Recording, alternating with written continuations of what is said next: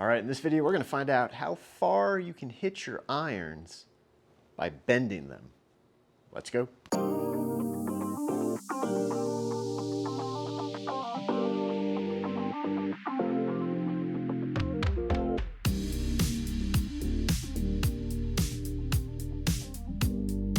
Hi guys, welcome back to the channel. Hope you're having a wonderful day. So this video is all about what kind of distance changes you can get by bending your iron loft. So I've got a 6-iron here. I've got a Takomo 301 CB in its completely neutral configuration, stock loft, stock lie.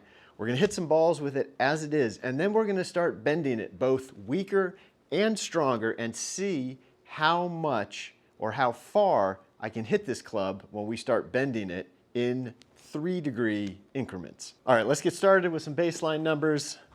30-degree 6-iron should go for me somewhere around 190 yards on the carry. And then we're gonna start bending things and really trying to figure out where that breaking point is, or that breakdown point is, where we're not quite getting the same sort of distance change that we were previously. Also, we're actually gonna see if this club ends up breaking when we bend it to these extreme sort of levels. So we'll figure all that out, but starting, let's get some baselines at 30 degrees.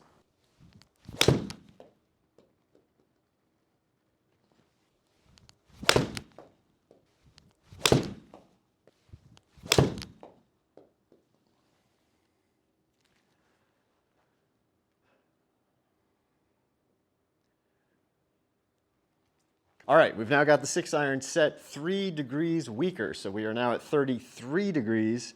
Remember, anytime we're bending a golf club for loft, there are going to be a couple other changes that go along with that. The first one being the amount of offset. Offset being where that leading edge of the club is in position versus the leading edge of the hosel. So as we weaken a golf club, you're going to reduce the amount of offset. That leading edge of the club is going to actually move towards the target. Now, the other thing you're going to change when you change the loft of a golf club is you're going to change the bounce, which is this angle right here, how high this leading edge sits off the ground. This is a 1-to-1 ratio, so if we loft up 1 degree, we are going to increase the bounce 1 equal degree. So we'll keep an eye on that as we move through it. Usually going up in bounce with irons isn't going to be too much of an issue. We'll see when we start going the other direction, especially when we get into some of those more extreme lofts, if that becomes an issue. But let's now see what we get yardage-wise out of a 6-iron with 33 degrees of loft.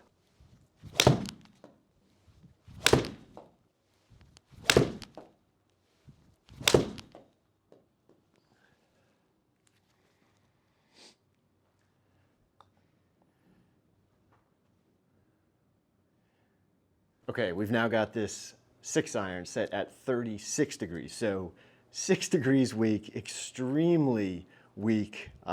Most people probably would not even ever consider bending a golf club 6 degrees, but we did it here. Again, remember the two things that are gonna happen. We have, again, reduced the amount of offset, and at this point you can really see it because you can kind of see there's a little kind of angle here now, a little bend right here where it's been bent so far forward that you can actually see it with your eye. Also, again, the bounce is now 3 degrees higher, so again, we'll kind of keep an eye on that. But let's hit some balls now at 36 degrees and see how much shorter we go.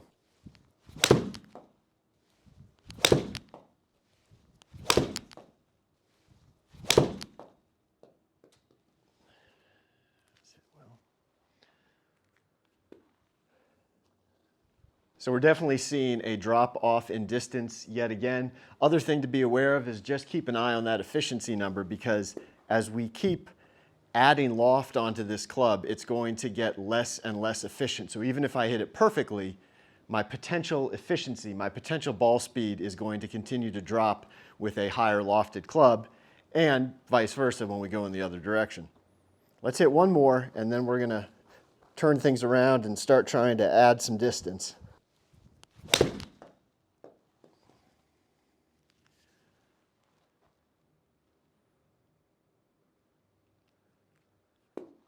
This is where things get a little bit more interesting as we are going to now try and move this club from 36 down to 27.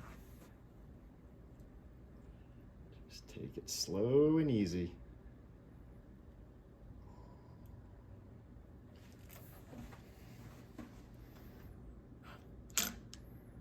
Okay, we've now moved this club 9 degrees from where it just was, from 36 all the way down to 27. So in case you're worried about bending irons, at least with these Takomo 301s, well, I just bent it 9 degrees in one go and had no real issues.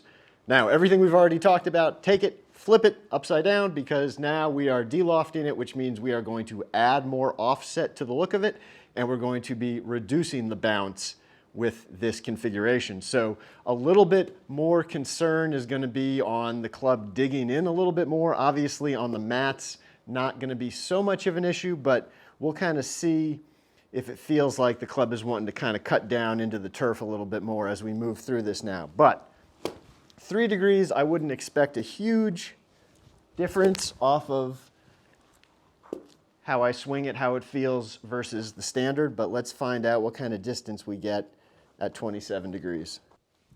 That was a good swing. Now, looks-wise, at 3 degrees strong, kind of like 3 degrees weak, I can tell that the face is definitely lower lofted, but I don't notice anything else. I don't pick up really on the change in offset. Obviously, you're not going to see the bounce when you're looking down at it, but it still looks pretty much like it did before, just with a little bit flatter face on it.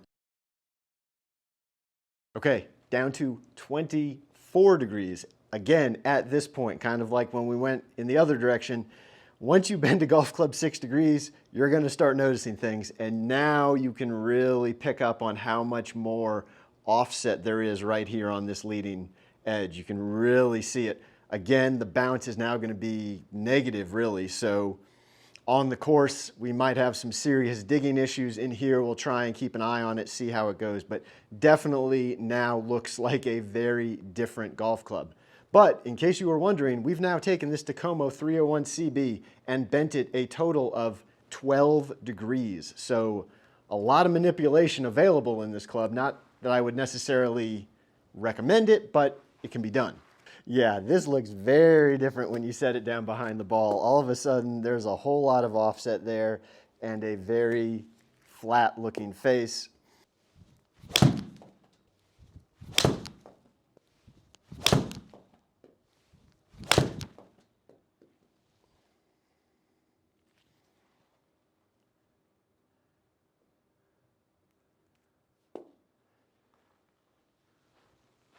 All right, last thing we're going to do. This is pushed as far as I think this club will go. If I go any further than this, I have no doubt this club is going to break. But we have now gone 9 degrees stronger. So we've gone from 30 degrees at this point now all the way down to 21 degrees. We now have a lot of offset, and we have, again, very negative bounce on this club. It definitely looks a little funny. You can also see at this point there is a kink showing in the metal because we have bent it so far, and that's a pretty good indication once you see that things are about to go sideways. So again, I'm not going to go any further than this. We'll see if this head stays together while I'm hitting it. I think it will, but 9 degrees, we're tapping out at that point, but let's see what we get. This club now looks like a Ping Zing iron or something like that, circa 1980. Let's see if I can get it up in the air. All right, not a good start.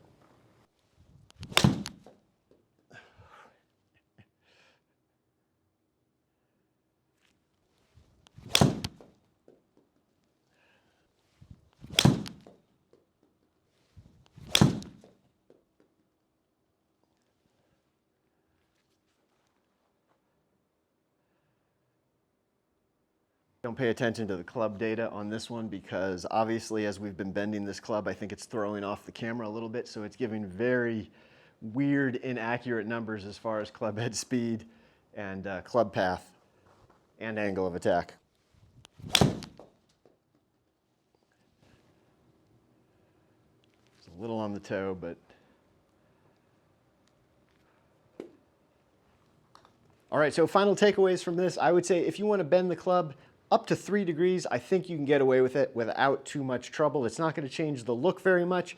Doesn't seem to change the performance very much as far as how it swings, how it interacts with the ground or the ball, and you do see a significant change in that distance. However, once you go any further than that, you are starting to hit that point of diminishing returns. And definitely, once you got all the way to 9 degrees, that just got plain silly, both in looks and in its playability. I mean, I had hit a lot of shots basically to get some decent ones because it was just hard to make that club work. Also, Takomo 301 CB, we have now bent this club a total of 15 degrees between weakest and strongest. So in case you've ever wondered how far you can bend one of these, you can go 15 degrees at least. So there you go. Hope you enjoyed this video. Make sure you go down below, like, comment, subscribe to the channel, hit the bell icon so you'll be alerted when I post new videos. If you're interested in a fitting, in a custom build, or a repair, all my contact information is down below, and I'll see you on the next video.